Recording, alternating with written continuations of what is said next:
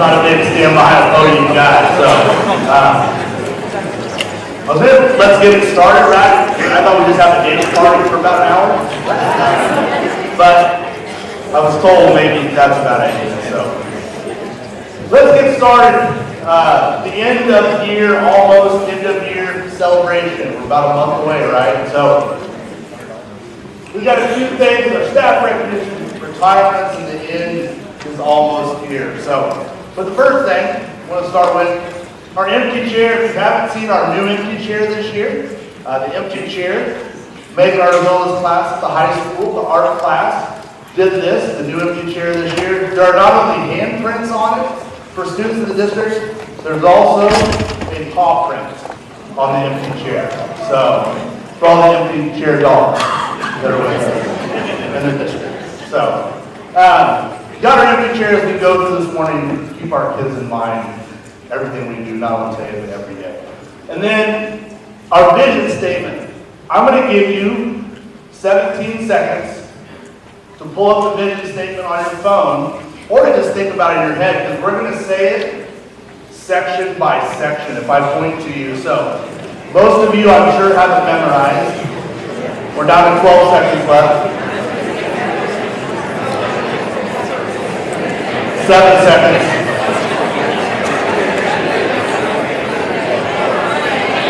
8 seconds. 3 seconds. 4 seconds. All right. So, I point to your section, you're going to say that word. Only one word. Some of them are multi-syllable, but I have faith in you that you'll say the whole word, not just a syllable. So, we'll start right here. I think we got this one.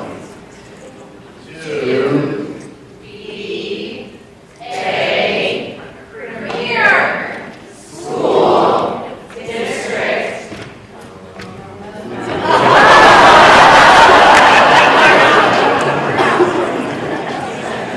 No.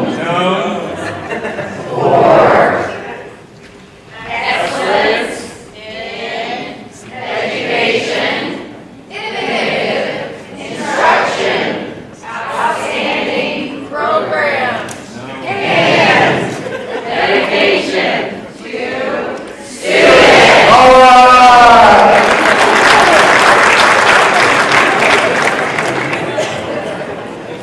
One of the things I think we forget is the vision.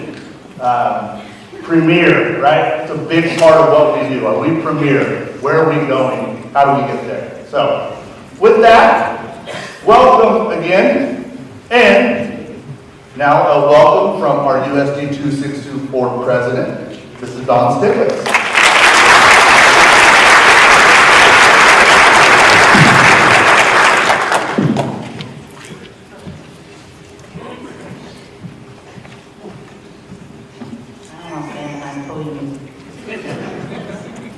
Good morning. I can't believe that we're already having an end of year celebration. It's gone so fast. But it's always good when we get together and we celebrate the accomplishments and some of those folks that are leaving us and put a nice big bow on the school year. So we'll do that. Contrary to popular belief, I do prepare what I'm going to say before I come see you guys. I know I get up here and it looks like I babble, but I do prepare. And last night I was trying to figure out what I wanted to say. What would you like to hear from somebody that's a member of the board? Would you like to hear something that's heartfelt? Or would you like to hear something that's profound? Maybe something funny? Or maybe even inspirational? And while I was wordsmithing at my table, it occurred to me that the one thing that you wanted from me was brevity. So with that, on behalf of the USD 262 Board of Education, I would like to thank you all for a wonderful year and to take the time to say to each one of you, thank you for all that you do, all that you continue to do, and all that you will do to prepare our kids for the future. Thank you.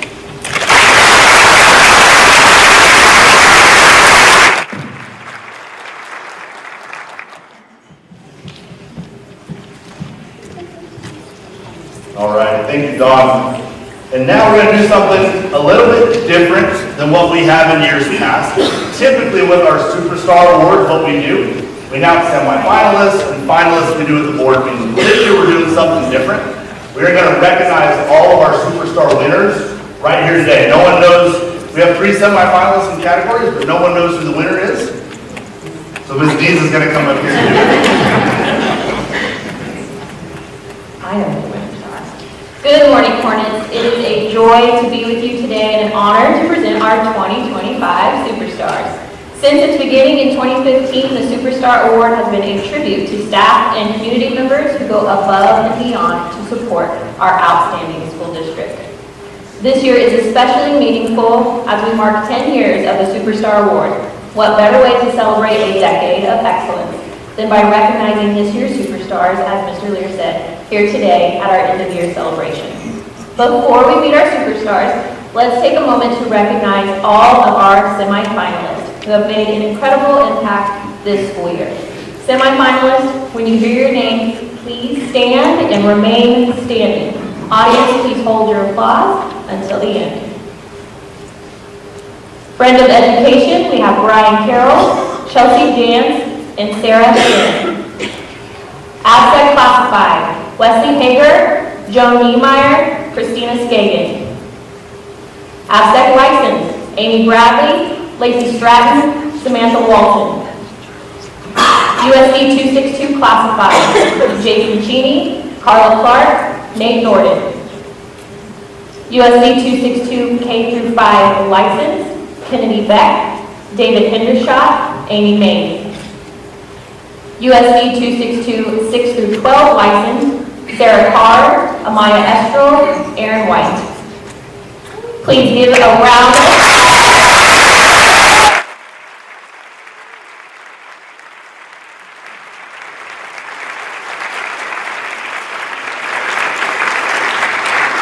Congratulations to all of our semifinalists. All right, it is time to announce our 2025 Superstars. When you hear your name, please come to the stage and you will remain on stage for a group photo. We'll begin with our friend of education, someone described as fully dedicated to the students and staff in our district, always putting what's best for USD 262 at the forefront. Whether leading PTOs, organizing the Hornet Hustle, or championing our community through the Vote Yes committee, she's a powerhouse of positivity and purpose. I don't believe she's here today, but please give a round of applause for Ms. Chelsea Jans.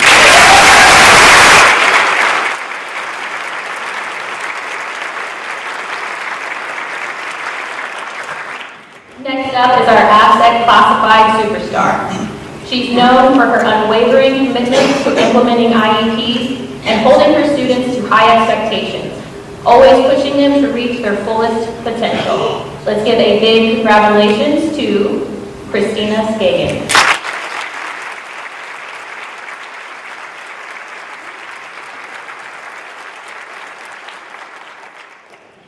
Our ABSEC licensed superstar is a guiding light for her peers, consistently sharing her expertise and modeling what it means to be a lifelong learner.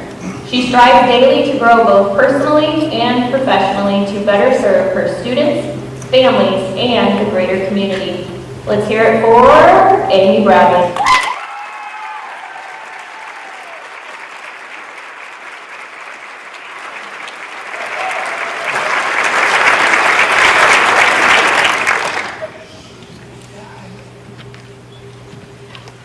It's a bug, we'll leave.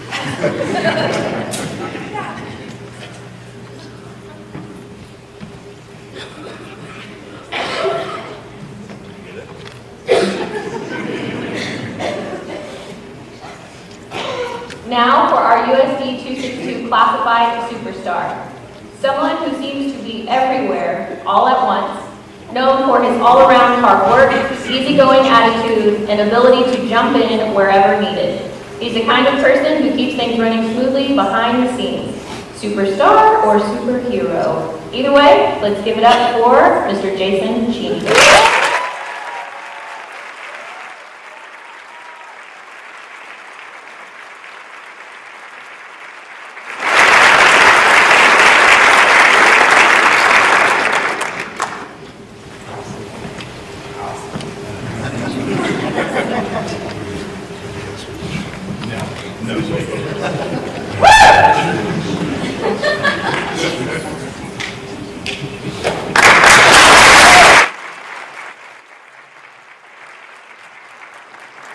Moving on to our USD 262 K-5 licensed superstar. A teacher who empowers her students to excel, embraces challenges head-on, and is valued by her team for her dependability, resourcefulness, and collaborative spirit.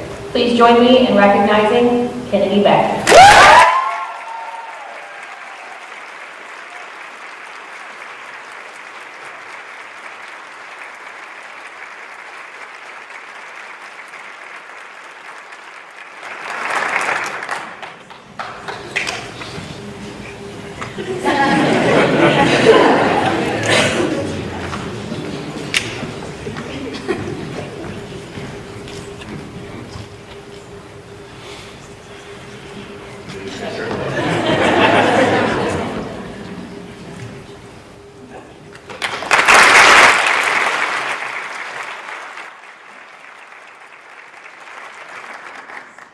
Last but certainly not least, our USD 262 6 through 12 licensed superstar. She's known for her clear, purposeful instruction, intentional strategies, and her ability to build strong, lasting relationships with students. A model of professionalism and passion. Help me give a well-deserved round of applause to Amaya Esco.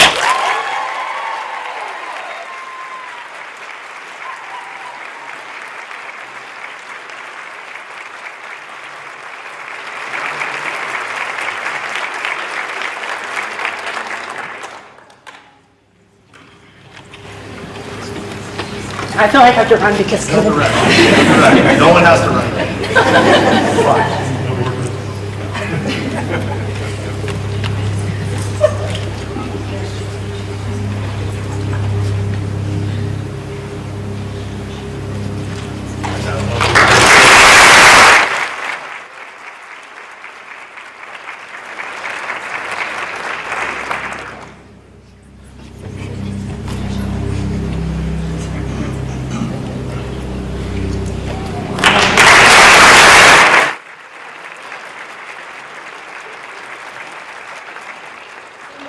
Thank you for your dedication to USD 262.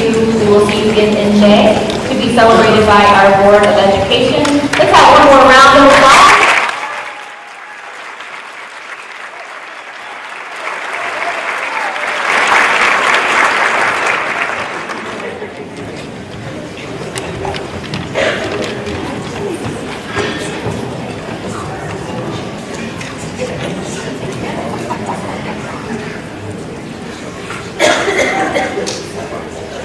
Congratulations again to each of our superstar winners. And if you were a nominee for any superstar category, would you please stand and be recognized? All nominees.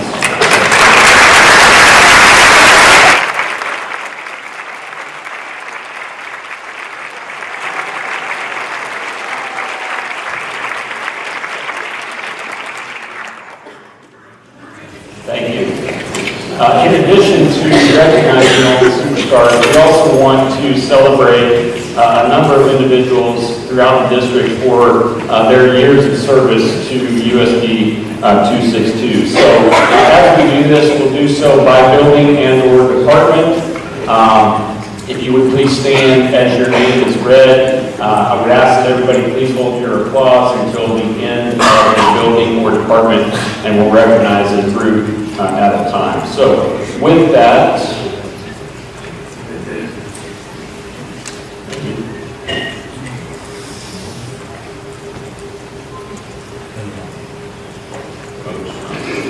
here we go. Hold back. Right is left, and left is right. Remember that. Okay, for Adeline, 5 years of service.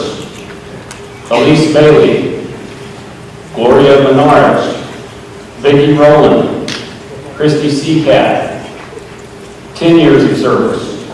Amy McDaniel, Marcy Walton, And 25 years of service, Elisa Kerr.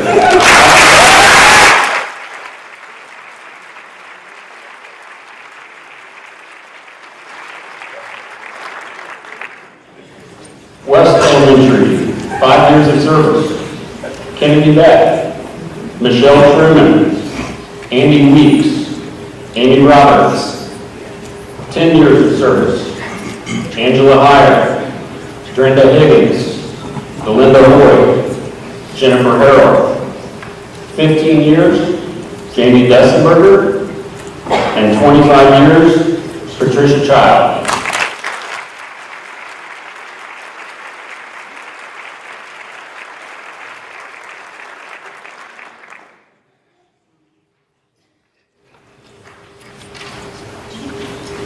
Wheatland Elementary, for 5 years of service, Lauren Ishman, Rachel McGettigan, David Hellman.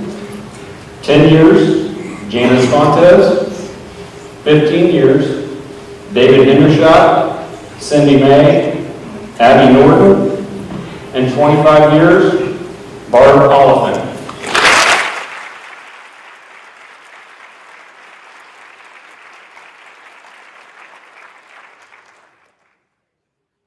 At the intermediates, for 5 years of service, Brianna Chavez, Anna Davis, Sherry LaFell. 10 years, Sheila Schull, Candy Kingsley, Danielle Savage, Amanda Smith. 15 years, Nicole Burdette. 20 years, Karen Olson, Christy Jones, Tammy Mueller. And 25 years, Amy Remington.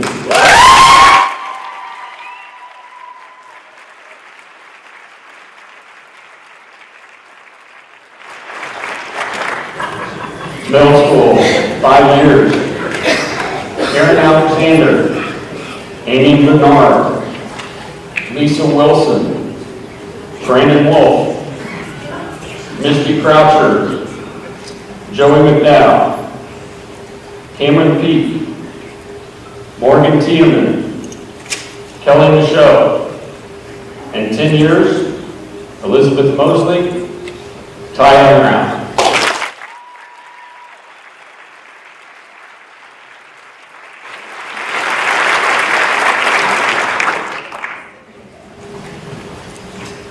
At the high school, 5 years of service, Carly Espinoza, Emily Reese, Matthew Willis, Jill Hampton, Christina Skagen, Amy Eicher. 10 years, Olivia Smith, Courtney Upmore, Paige Yo. 15 years, Emily Simon, Tony Blum, Deborah Jackberry. 25 years, Kendra Jantz, Cameron McDaniel. And 30 years, Matt Klusner, Trent Freeheim, Brian Beck.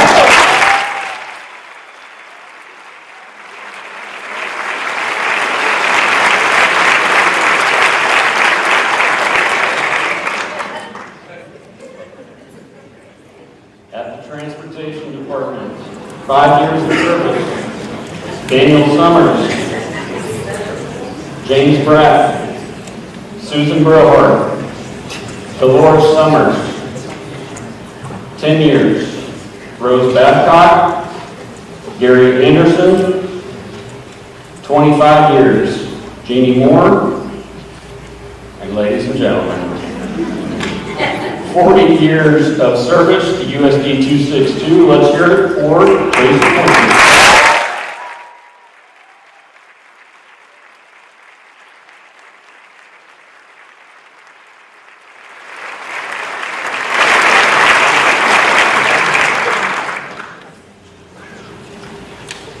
Technology, 10 years of service, Casey Carter.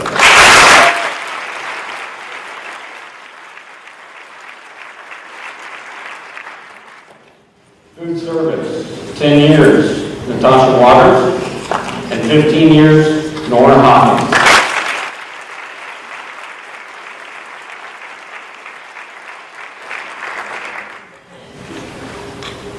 With that said, 5 years, Rebecca Schneider-Simon and Holly Woost.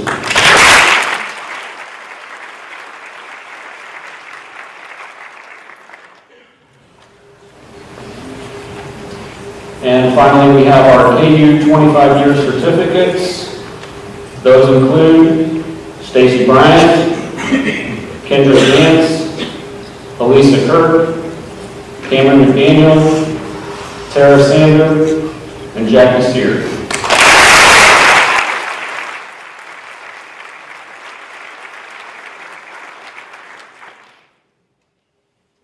And to start the retirement recognitions, Mandy Henry will come forward.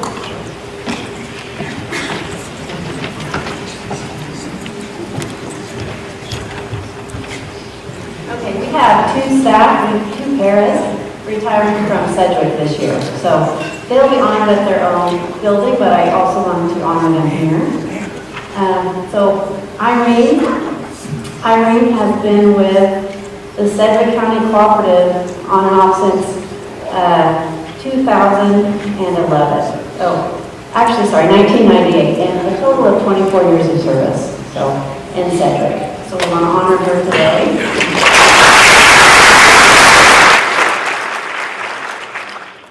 And then Karen Farrell has been with Sedgwick County Cooperative since 1993, and she has been with Sedgwick for the past 12 years, so that's a total of 32 years, and she is retiring this year.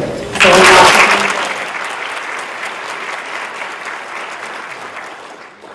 and we'll move on to Adeline. Thank you.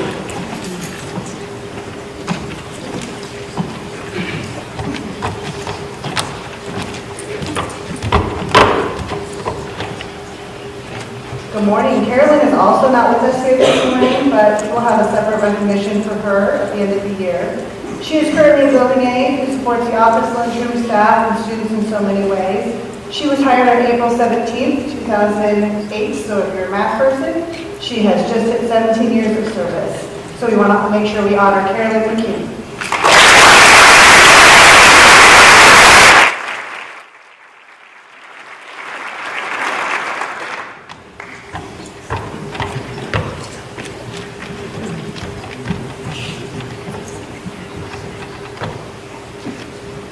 Good morning.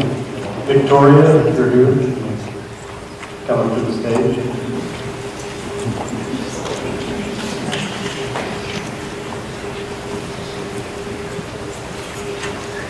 This was totally unexpected. I wish I'd had something prepared.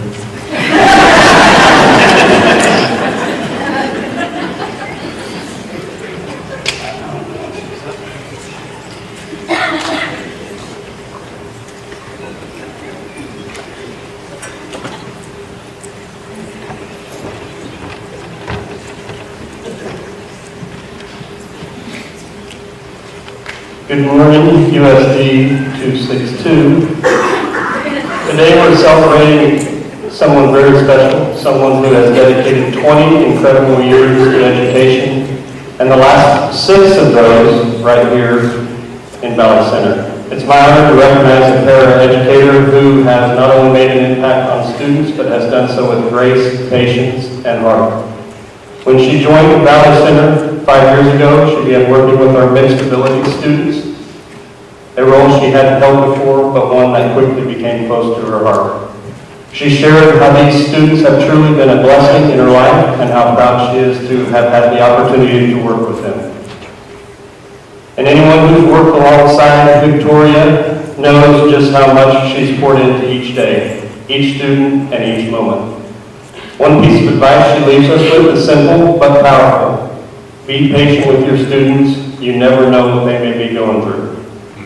That message is a beautiful reminder of the compassion and understanding she has always shown in her work.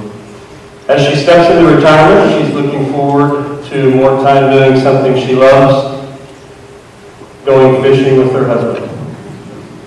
And after 20 years of service, we hope every cast and calm moment by the water brings her the peace and joys she so deeply deserves.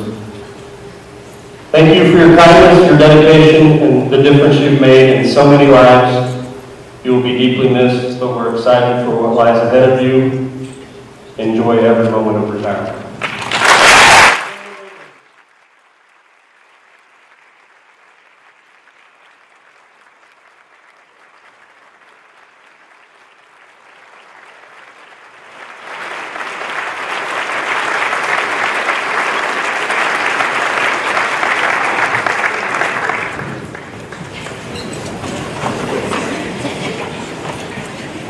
Why didn't anybody tell me? Sorry, Victoria, but here's Victoria.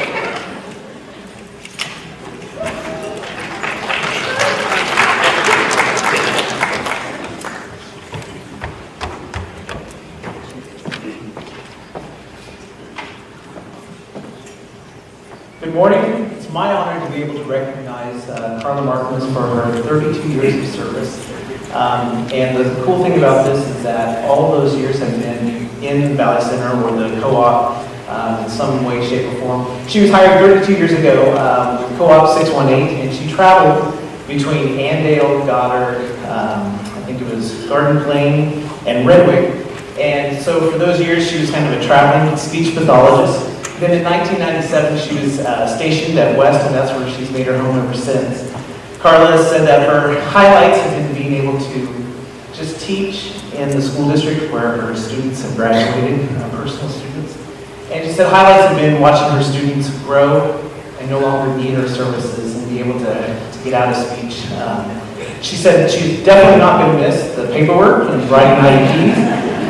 And her future, immediately she said she's going to take a couple trips and spend time with family. She was unable to be here today for a family emergency, and so I just asked prayers for her family. The whole family was called back because her father's not expected to make it. And so just lift her and her family up during this difficult time. But we just want to celebrate Carla and her wonderful years of service here. Thank you.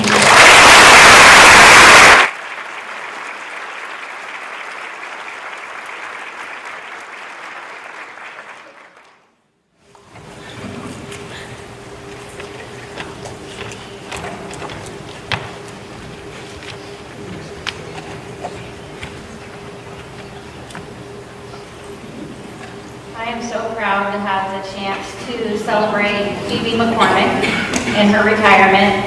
Phoebe has been teaching for 39 years and 33 of them here in Valley Center. She has taught grades first and second with 1 year combo of first and second, which seemed pretty significant to me because I can't imagine what that looked like. When I was talking to Phoebe this morning, she shared one memorable moment that involved a farm field trip and a heroic student teacher.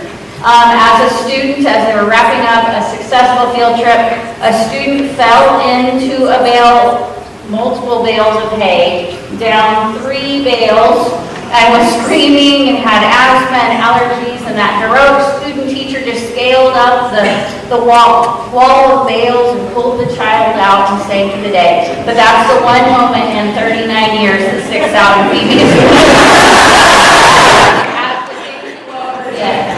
When I asked her about the things that she missed, I thought this was really poignant, so I had to write it down. The privilege of impacting a student's learning experience. And that totally defines what Phoebe's role is in education, is just impacting every single student as they learn. And finally, I asked, what will she do after retirement? And she said, spend time with her grandkids and volunteer at the church. She won't be fully retired because, as you all know, she does that currently. But I just think it will become a full-time job, just like this has been. But I'm so honored to have just been a little part of Phoebe's career because she's been just amazing for everybody that encounters her. Thank you so much.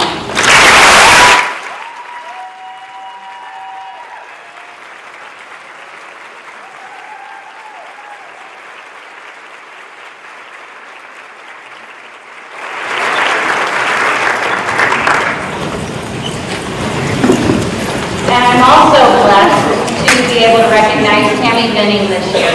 Tammy Benning has been teaching for 41 years, 27 of them here in Valley Center, and she has taught first grade and third grade. And I've been blessed to know her and Roscoe. She She always jokes about people are more excited to see Roscoe coming, but that's definitely not true. Her memorable moment was coming back after a long-term illness. We actually had a student teacher while she was here, and everyone missed her greatly, but just seeing her face and seeing Roscoe excited to come back in. If you know anything about Tammy, every single morning that she enters the school, she makes a beeline with Roscoe to the cafeteria to see students. So after that long illness, I know they were both excited to get back and see students. The things that she will miss the most is all of this, all of the students, all of the staff that she's impacted over the years. And I thought this was kind of funny but fitting. She's most looking forward to not having to wake up at 4:30 in the morning. She's hoping to be able to sleep until 6 every day. And then she wants to spend time with her grandkids. She FaceTimes her grandson every morning before school. I've often walked in to see them FaceTiming, and it's just one of the things that she does every day is impact kids, whether it's her own or the students of Wheatland and Valley Center. Thank you so much for your time.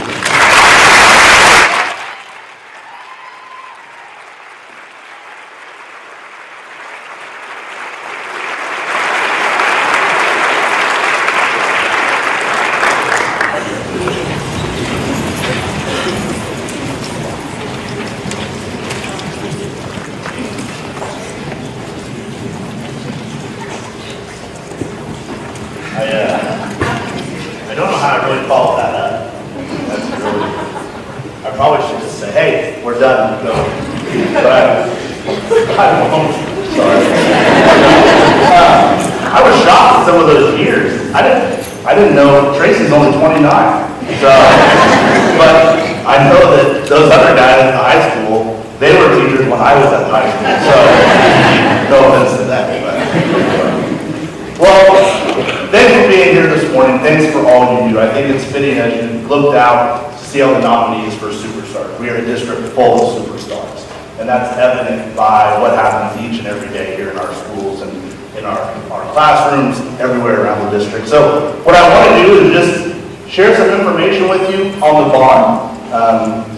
It's an ongoing conversation, ongoing work going on. So I want to share that with you, kind of where we are, where we're going. And then talk about briefly, leading from the heart, hoping to get you out here early. I know, again, that'll be disappointing to you if you have to leave early, but I'll hopefully get there. So, some bond information. So, we were looking at one of the jokes we have. We have construction meetings every other week. One of the things we talked about the other day is just maybe we just leave it like that. Kind of an open concept. What we could do. So, this is an addition at the intermediate school. 4 classrooms going into the intermediate school. It's right at the end of one of the hallways. After that, there's really nowhere else to expand on the intermediate school unless we eliminate some drives and some different things. So this will give us 4 rooms at the intermediate school. Also the learning lab. It's on the south side of the intermediate school. That's also being converted into 2 classrooms. It was 2 classrooms, became the learning lab. It's becoming 2 classrooms again. So some of the work, dirt is moving. Things are started in December. Along with that, we have the middle school restroom. I like this. Sunrise in the background. We're at a couple of restrooms at the middle school. There's one hallway, the middle school that has no restrooms. So this hallway will now have 2 restrooms on the end of it. So things are going as scheduled. The good thing is right now, knock on wood, weather is being friendly to us. We'll see as we move forward with other projects. I have no doubt that'll happen. Hutton has made me a guarantee that weather won't be an issue, which I don't think they control the weather or whatever. So this is I know you want to see this, and I know you can read it. These are our budget projections for every single project. So at our school board meeting last week, the board approved our second to last guaranteed maximum price. So what happens is Hutton takes Allen Architecture, who's our architect, Hutton work together, bids get sent out for each and every aspect of all of our projects. Those numbers come in, and then we come in with a guaranteed maximum price that the board approves that number. So I'll be honest, one of the good things about building right now is maybe there's a lot of talk, tariffs and everything, what might happen. There's not a lot of large construction projects going on in the Wichita area, which is really good for us. because we are over $5 million under budget right now, which is a great thing. Great thing. Yeah. Yeah. It's a great thing. So, one of the things to keep in mind with that, when we're under budget, bond money can only be used on certain projects, right? We can't, I would love to just give you all $5 million. The way school finance works in the state of Kansas, we have different pots of money. We can't just distribute money that way. What we can do is we can look at other projects within the district that may need additional work. So we're looking at a number of different projects that we could utilize that money for. We're having conversations about potentially paying down bonds, which would lower the mill levy, which would lower taxes. So lots of conversations on what we can do with those funds. This is all, if you get bored, actually, you probably all do it already. If you go to board docs and read the board, you do that already, right? Yeah, exactly. So, no surprise to you any of this information. Well, along with that, if you remember, if you emailed this out, I know I've talked about it in a big group, kind of the bond roadmap, where we are and where we're going. So, this document is basically a timeline that talks about all the different big things that need to be done. Now, there's a lot of little things going on in the background. These are big milestones as we move along. The bond got passed. Hey, that's good. Construction begins December. We are in the process right now.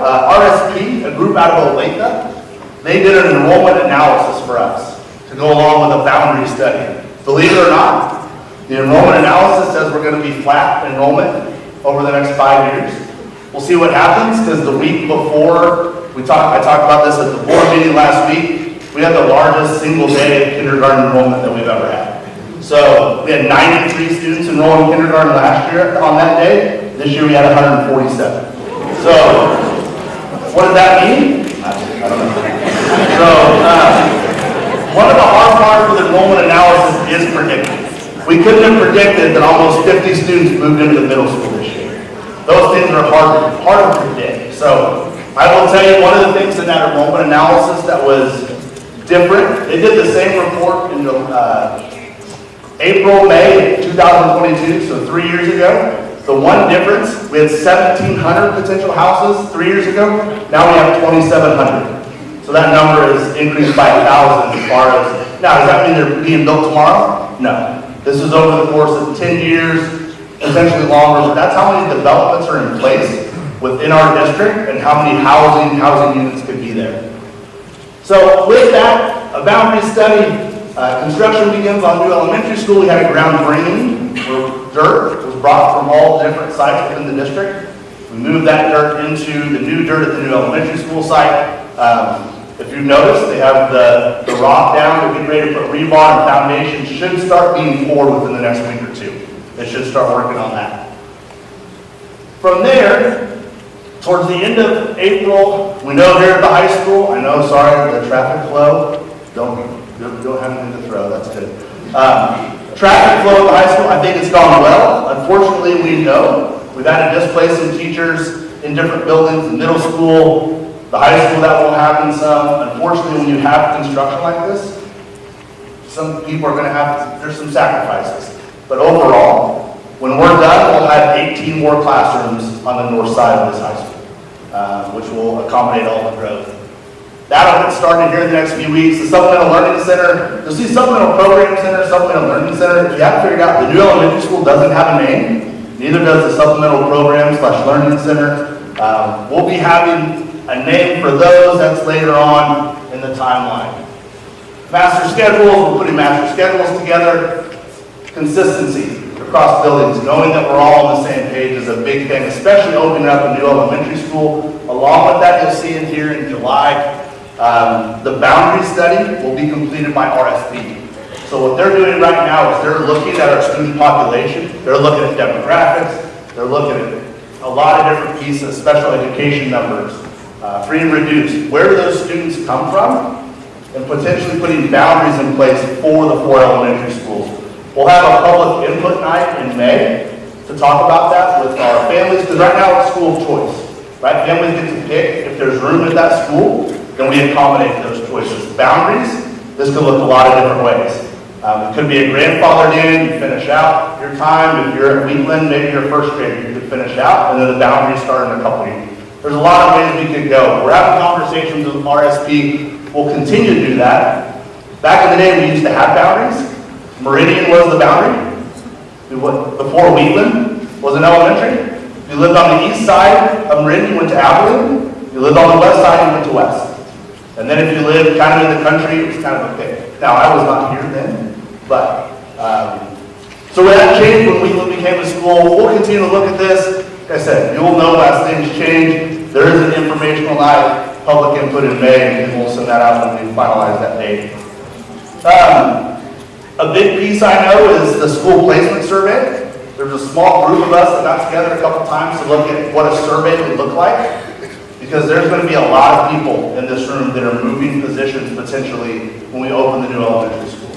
We know we're going to have to hire some positions, but what we end up doing is, just like we've talked about this previously, people will shift. We will send the survey out. There's a rough draft between the group that's gone out. We try to do a multiple choice with all the branches. Oh my goodness. Yeah. My head was spinning trying to do it. So it's going to be fill in the blank. So that survey will be given sometime in September, with the goal being by the end of October to have that school placement communicated to you as a staff where you're going to be for the following school year. That gives you, how many months is that?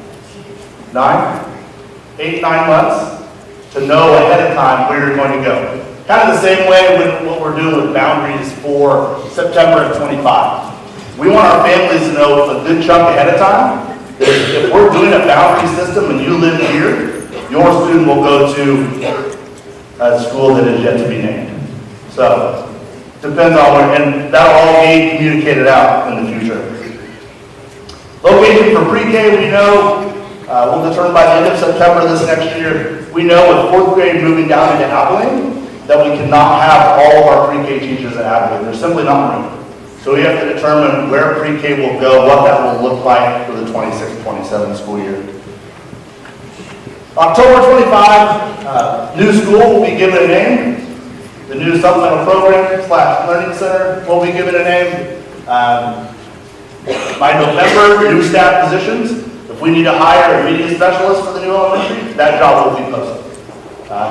There could be some sharing of staff between buildings as we get started, which is not an uncommon thing. Then as enrollment grows, one of the things that was in the paper this last week, and I want to make sure, we're not hiring all new 3rd grade teachers for this building. We're not hiring all new kindergarten teachers. I think there was some confusion with the public on that. That's not what we're doing. I think we all know that in here. Bus routes, looking up packing classrooms. It'll probably, if people were here for the last move when we did this, if you remember, we put stuff on pallets. We shrink wrapped it all. And then that pallet was moved into your room. There'll probably be something similar to that. What that looks like towards the end of the next school year as we pack up. Construction remodeling done in July, and then in August, doors open. Like I said again, HUT is aware that the elementary school has to be done. This is displacing a lot of people and a lot of need for families. So they understand that this is a priority project with the elementary school. So, with any of this information, I encourage you, if you have questions, come holler at me, honestly. Send me an email. If you have a question for, hey, clarification on this, let me know. Trying to be as transparent as possible during this process. There's nothing hiding. It's all out there. You can see the numbers. It's all public. What we're doing, the processes we're doing, I want to make sure you have a voice in this stuff.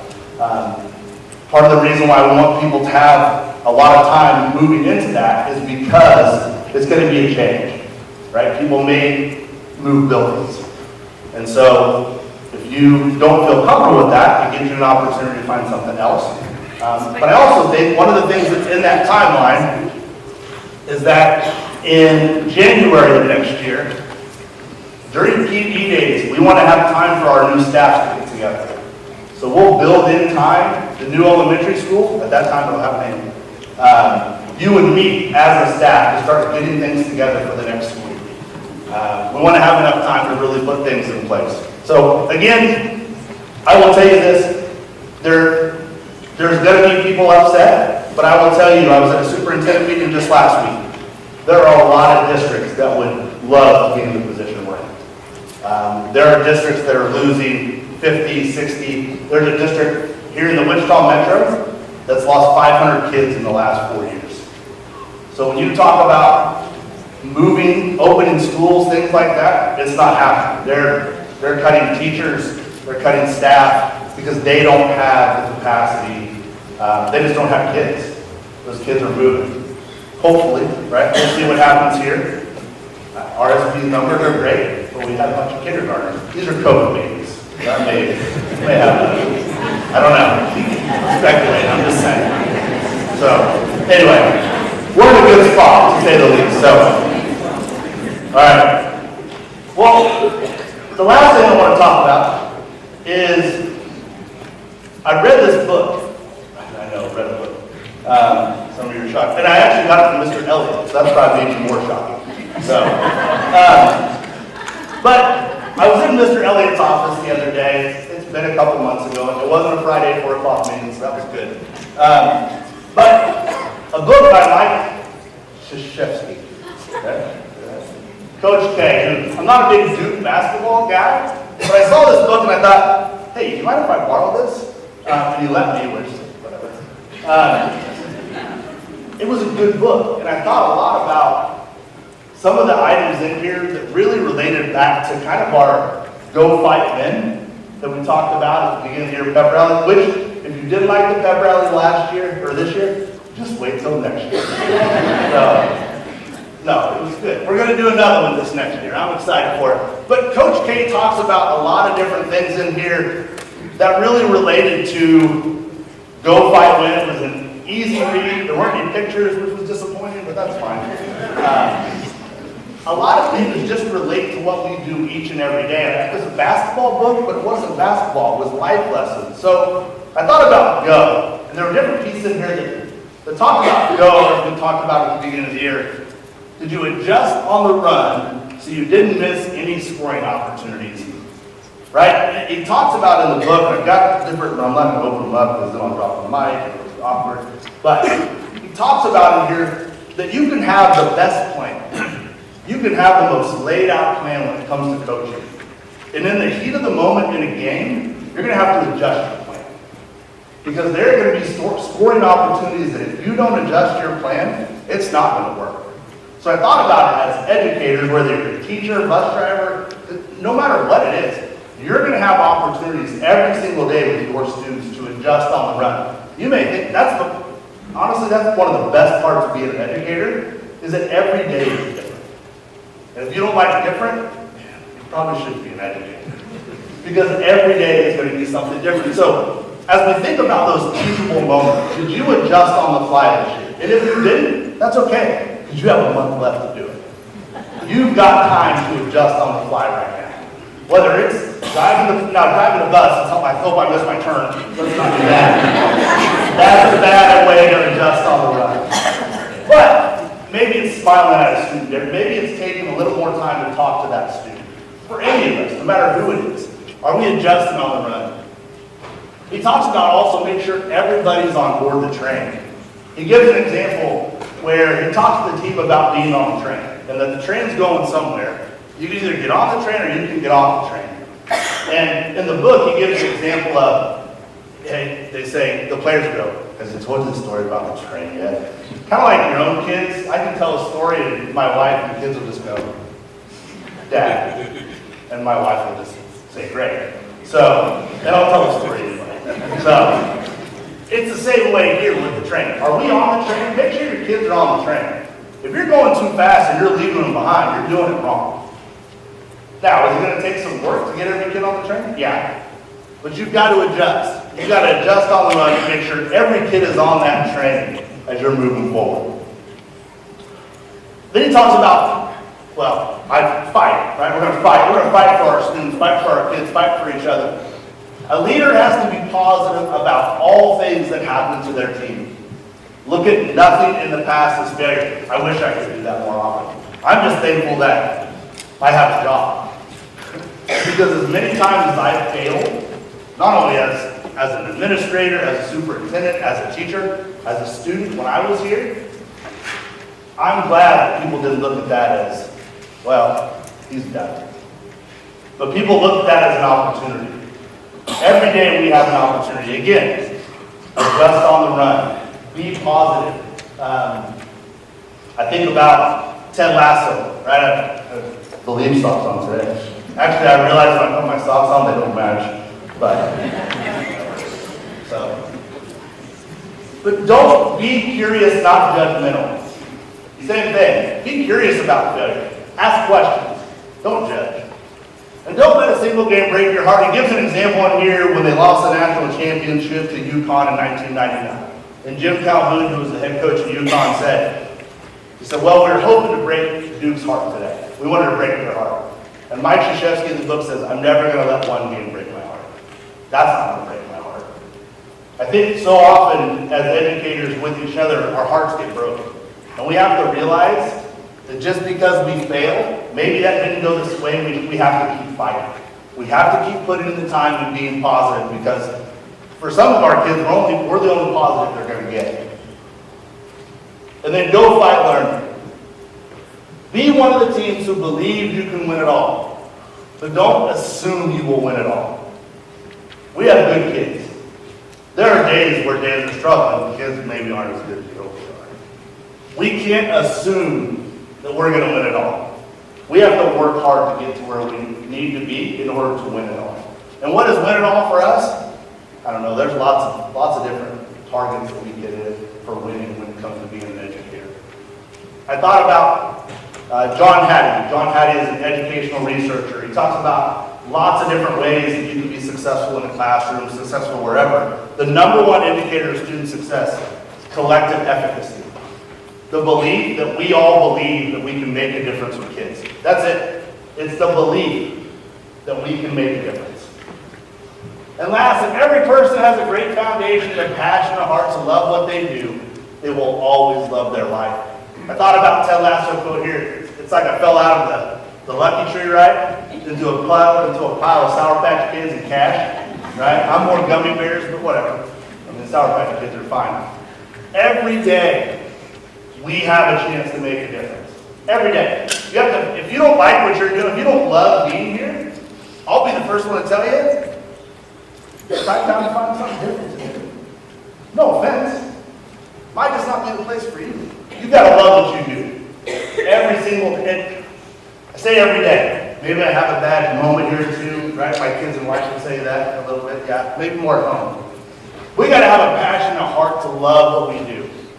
And when we do that, we'll love our life. Thank you. That's it. That's all I got. Thank you. Let's go fight, learn. We got a month left of school. A month left to make a difference. Let's make a difference. Oh, I'm a little bit early. Again. Thanks for all you do.